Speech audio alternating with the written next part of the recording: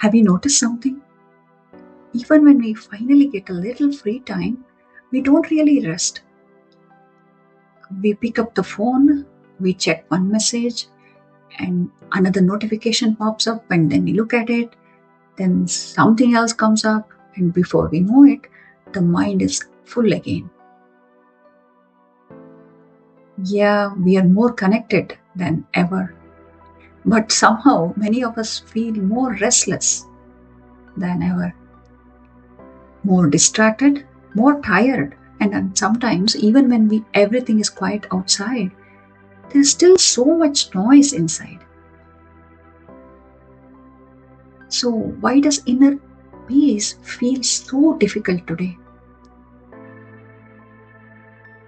And this is not only a problem for people working in offices.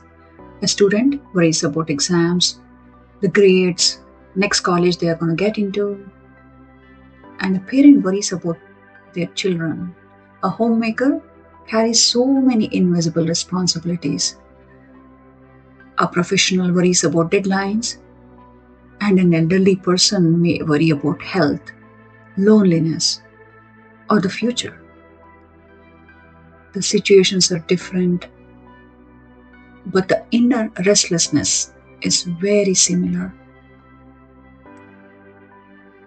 So it makes us wonder, is the inner peace even realistic anymore? This modern life is fast, responsibilities are endless, stress is unavoidable. Perhaps peace simply isn't practical in today's world. And honestly, that's a very fair question. So, when someone says, be peaceful, it can sometimes sound a little unrealistic, maybe even a little unfair. After all, how can a person be peaceful when life itself is so demanding? The bills are real, health issues are real, family duties, work pressure, they're also real, right?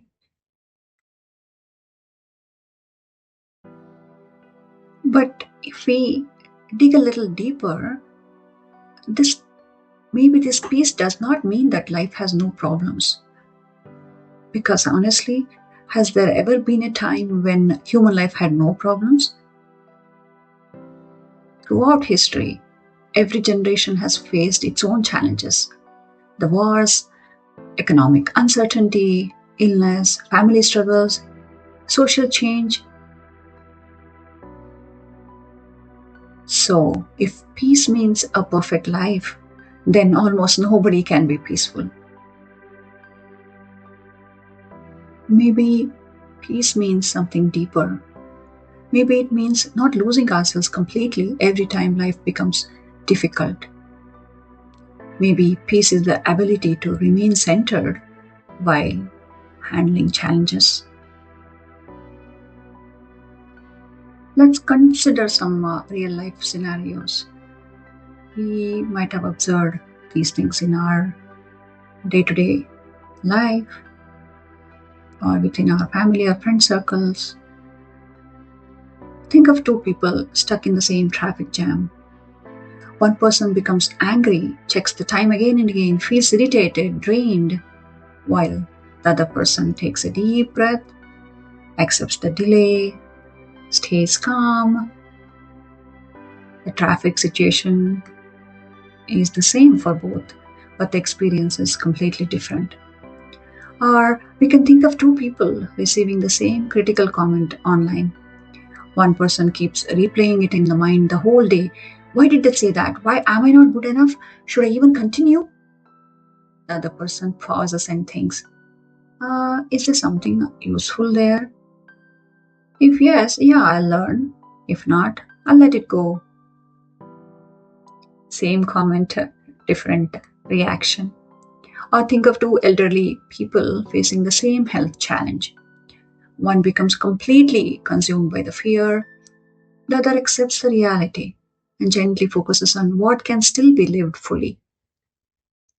Same challenge, different way of dealing with it. So, yes, the outer situation matters, but our inner response matters as well.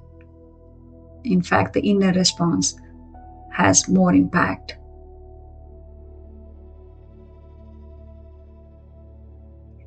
This is where the Srimad Bhagavad Gita becomes deeply relevant, because the Gita is not just speaking about another time, it is speaking about the human mind. And it suggests the lasting peace is not found by controlling every external event. It begins by understanding the mind that reacts to those events. And interestingly, the Gita was not taught in a peaceful forest. It was taught on a battlefield to a person who was confused, overwhelmed, and unable to act with clarity. That is why its wisdom still feels so alive today. In the second adhyaya of Srimad Bhagavad Gita, in Sankhya Yoga, Bhagavan Sri Krishna explains a very powerful chain. When the mind keeps dwelling on something, attachment begins. And from that attachment comes craving. From craving comes frustration, and from frustration comes confusion.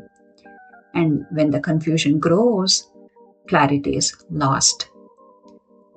If we look closely, this is not very difficult to understand.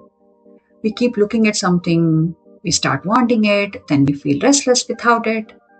Then we become disturbed, and slowly our judgment becomes clouded.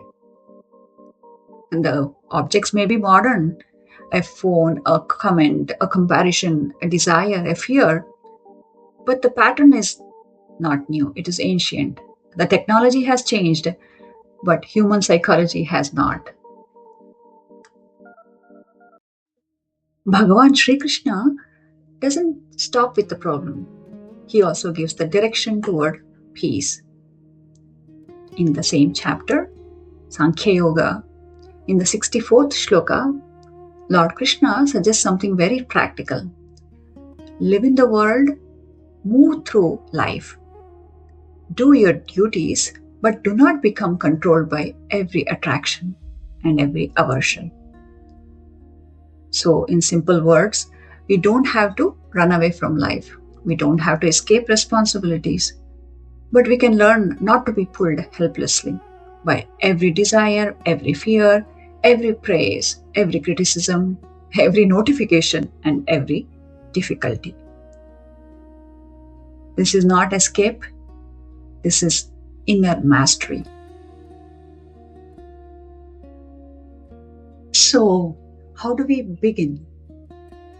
Not with a dramatic change, not by becoming perfect overnight, just with small moments, with our micro habits. We can try 1 minute of silence, 1 meal without a screen, 1 walk without constant distraction, 1 moment of breathing before reacting, and 1 moment of observing the mind instead of immediately obeying it. This is what we can definitely do as we start becoming more mindful. And when these practices, simple practices, become part of our daily life, become our habit, then it doesn't matter if the world is still noisy. Responsibilities may still remain, difficulties may still arise, but slowly awareness becomes stronger than impulse, clarity becomes stronger than confusion, and peace becomes less dependent on perfect circumstances. Inner peace isn't a destination we reach, it is a state of being we return to. So the next time the world gets chaotic, let's all take one deep breath, take a step back, and just become the witness. And our stillness is already within us. Sarve Janaha Sukhino Bhavantu. Jai Shri Krishna.